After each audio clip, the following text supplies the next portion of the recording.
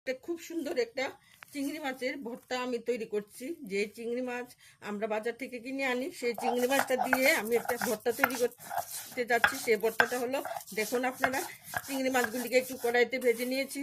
এখন ফটাফট চিংড়ি মাছগুলিকে একটু বেটে নেব।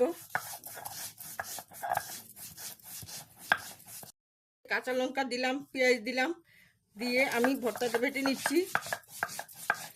এটাতে লবণটা আগেই দিয়ে দিয়েছি পেঁয়াজের মধ্যে।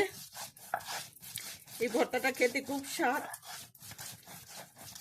এটা বোধহয় মাংসের থেকেও বেশি সুস্বাদু, কারণ চিংড়ি মাছ দিয়েছি, তাতে চিংড়ি মাছের মস্তকও কিছু পড়েছে।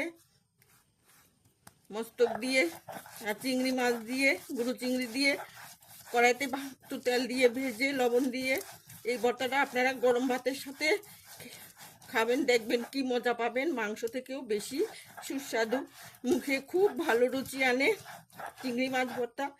এই চিংড়ি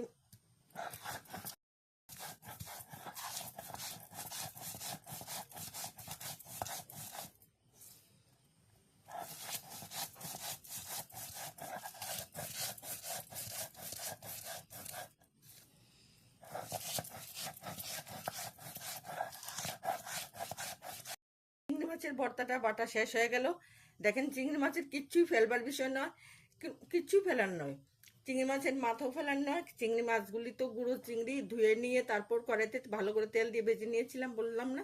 এখন এই পাটাতে বেটে খুব সুস্বাদু এই ভর্তাটা পেঁয়াজ আর কাঁচা লঙ্কা আর একটু লবণ দিয়ে সুন্দর করে ভর্তাটা পাটাতে বেটে নিয়েছি।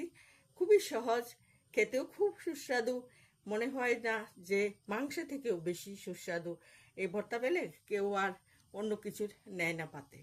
তার জন্য বন্ধুদের বলছি, আমার এই চিংড়ি মাছের ভর্তাটা আপনারা শেয়ার করবেন এবং লাইক, সাবস্ক্রাইব এবং কমেন্ট করতে ভুলবেন না। আর সবাইকে এই ভর্তাটা করতে বলবেন, আপনারাও খাবেন। Thank you.